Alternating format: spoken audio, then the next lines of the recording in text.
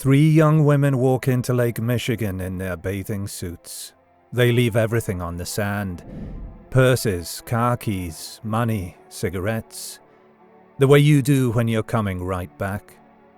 They wade out toward a small white boat idling just offshore. There's a young man at the motor. A short conversation. Then one by one, they climb aboard and the boat pulls away along the shoreline. Around 9,000 people are on that beach. It's one of the busiest days of the year, and not one of them ever sees Ann Miller, Patricia Blau, or Renee Bruhl again. No bodies, no wreckage. The boat is never found. The man is never identified. 60 years on, this is still one of the strangest disappearances in American history. 3 people vanishing at once, in front of a crowd. And here's the thing, the deeper investigators dug into who these women were, the stranger this case got, because at least one of them carried a secret onto that boat. Maybe 2 of them did. Stay with me, because there's a detail waiting inside one of those purses that changes how you read everything else.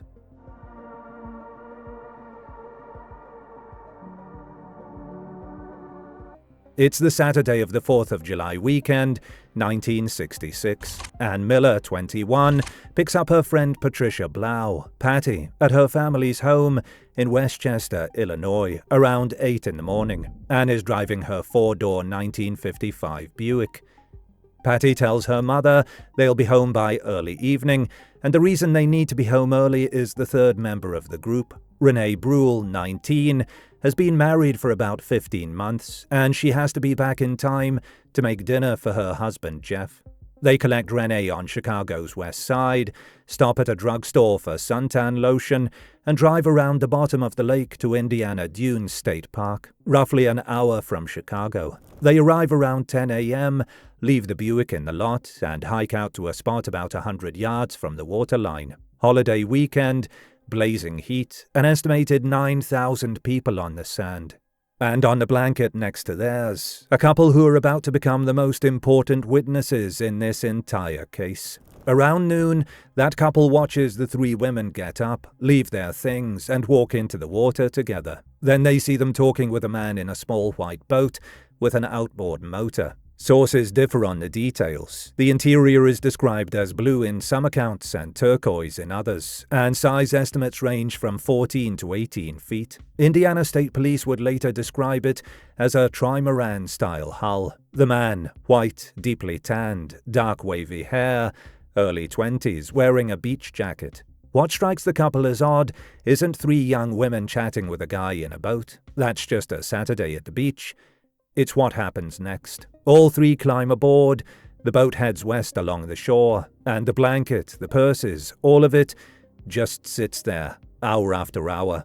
By dusk, the couple has waited long enough. On their way out, they point the abandoned spot out to a park ranger. He bundles the belongings up and stores them in the superintendent's office, and nobody at the park realizes anything is wrong for another day and a half. Back in Illinois, it's a very different night. Patty never comes home. Neither does Ann. Neither does Renee. The families file missing persons reports over the weekend, but those reports sit with suburban Illinois police. The belongings sit in a park office in Indiana, and nobody connects the two. On the morning of July 4th, Patty's father, Harold Blau, calls the park. Superintendent William Svetic opens the bundle from the beach and finds Patty's wallet and keys, clothing belonging to all 3 women, and Renee's purse, with roughly $55 in checks still inside. Out in the parking lot, Ann's Buick is exactly where she left it, with some of her belongings still in the car. Now it's a case, and the search that follows is enormous. Scuba divers work the water off the beach. Searchers comb the dunes and woods on foot and on horseback. The Coast Guard joins in, and aircraft sweep the shoreline. If 3 swimmers went down off one of the busiest beaches on the lake, Lake Michigan should give at least one of them back. It gives back nothing. Then comes what looks like a break. A park visitor had been shooting home movies on the beach that day, and he hands his reels to investigators. On the footage, they find a boat matching the description, a fiberglass tri-hull runabout, with a man at the controls and 3 women aboard who match the missing trio. And then around 3 p.m., a second boat, a 26 to 28-foot Trojan cabin cruiser with a radio antenna and no name on the stern, carrying 3 men and 3 women.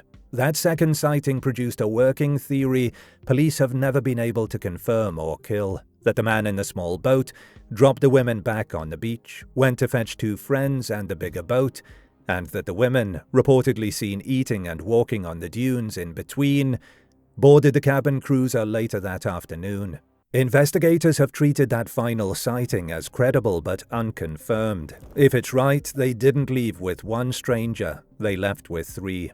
One more thread from those first days. Debris from an apparent boat wreck washed up near a power plant along the Indiana shore shortly after the disappearance. It was never connected to the case. And here's what makes that detail so frustrating. No boat was reported missing on the lake that day. No man was reported missing either. So investigators did what investigators do. They turned around and looked hard at the 3 women themselves. And what I'm about to tell you is where this stops being a story about a beach.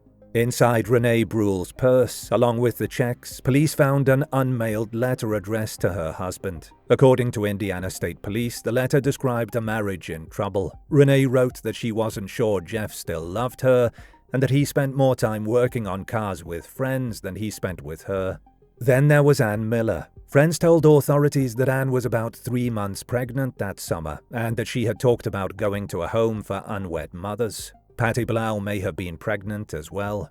Both women were reportedly seeing men who were married. In 1966, in the Chicago suburbs, either situation was a crisis you kept hidden. From your parents, your neighbors, everyone.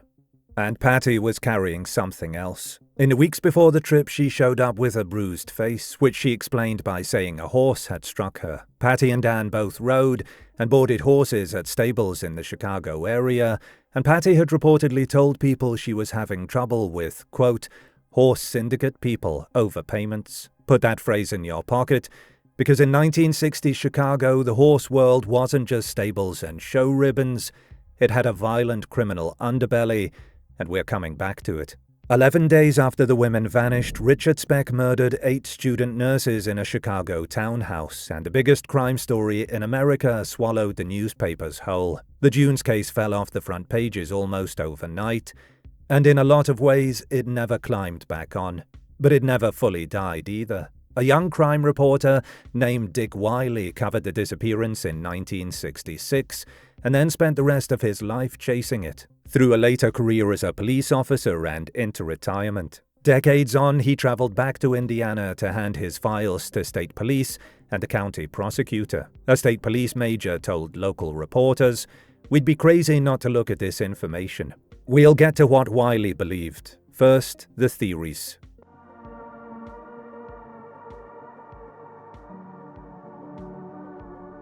They drowned.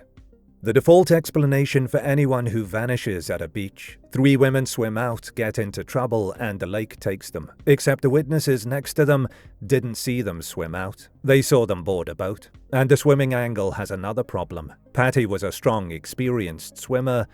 Her family described her as exceptional, and Ann was believed to be similarly capable. More than that, drowning victims at busy beaches are almost always recovered, especially with divers in the water within days. 3 bodies, 0 recoveries, ever. The boat accident version isn't much stronger. No wreck, no missing boat report, no missing boater, and the debris near the power plant was never tied to anything. An accident can't be ruled out, but there's not one piece of affirmative evidence for it.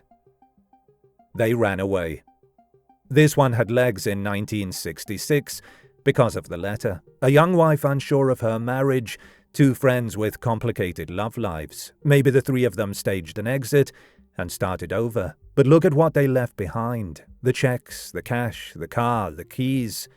Everything you'd actually need to start a new life stayed on that beach. Renee was expected home to cook dinner, and running away means 3 women stayed perfectly invisible for 6 decades. No bank record, no sighting that ever checked out, and not one word to the families who spent their lives searching. Police looked at it seriously and found nothing to support it. It's out. A predator in the boat.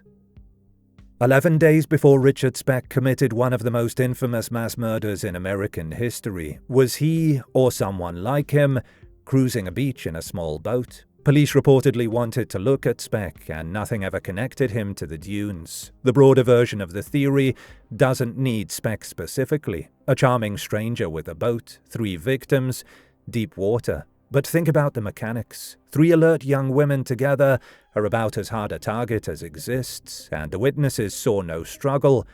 A short chat, then a willing boarding. And if the cabin cruiser sighting is right, the women came back to shore and boarded a second time, with more men aboard. Nobody reboards with a stranger who frightened them. It can't be excluded, but everything about their behavior reads planned, not random. The horse syndicate silenced them.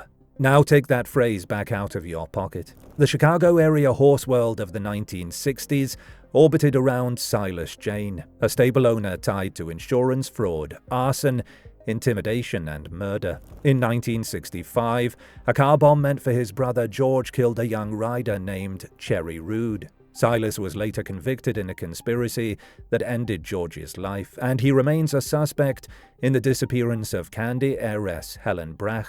Patty boarded horses in that world, had unexplained trouble with syndicate people, and turned up with a bruised face weeks before she vanished. There's even a piece of case law, and sources differ on how much weight it deserves, that Silas once told the sheriff he had 3 bodies buried under his property, and that the sheriff died in a farming accident before any search happened. Chilling. Also almost entirely uncorroborated, surfacing decades later through a single thread. And there's a logic problem. If professionals wanted Patty gone, a boat pickup off a beach packed with 9,000 potential witnesses is the most complicated method imaginable. And it takes 2 other women along for no reason. The syndicate was real. Its connection to July 2nd is speculation. But this theory does leave one question standing, and it's the right question. Why did all 3 of them board that boat so willingly?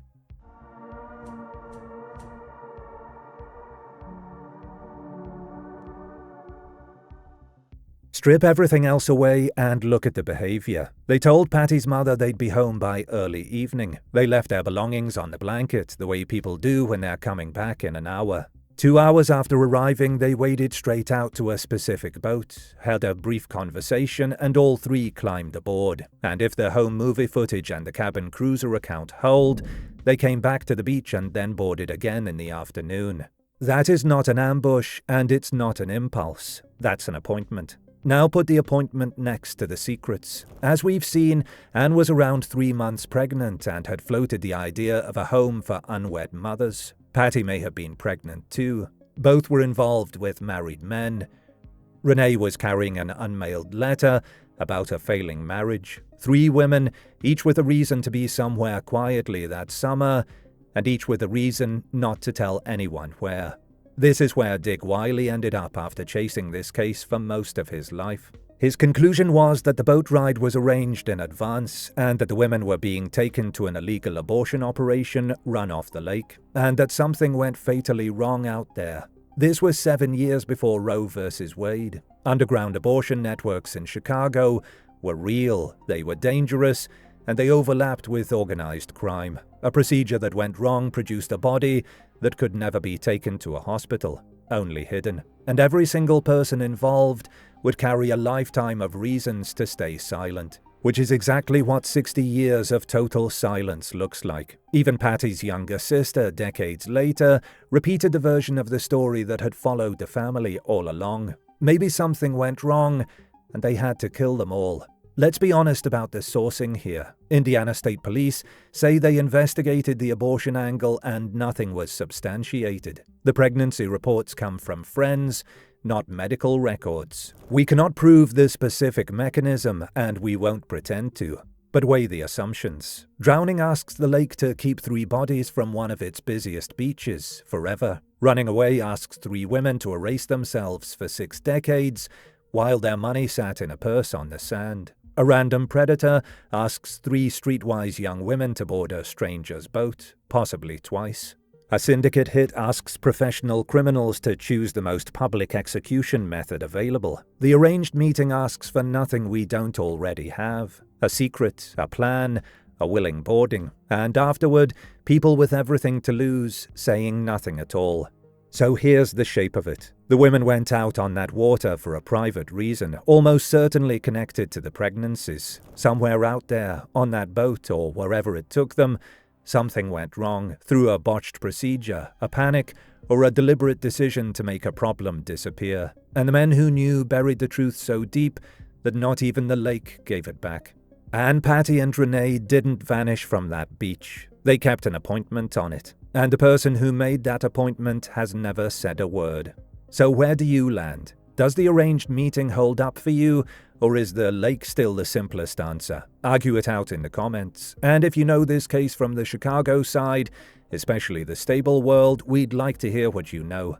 The case remains open. If you have any information about the disappearance of Ann Miller, Patricia Blau, and Renee Bruhl, contact the Indiana State Police tip line at 317-232-8248 or the Westchester Police Department at 708-345-0060. If they were alive today, all three women would be around 80 years old. Somebody once knew exactly which boat that was, and secrets that old have a way of outliving the reasons for keeping them. This one disappeared from the headlines because an even bigger crime buried it 11 days later. What's a case you think deserved far more attention than it ever got? Drop it below. Some of our best episodes have started that way.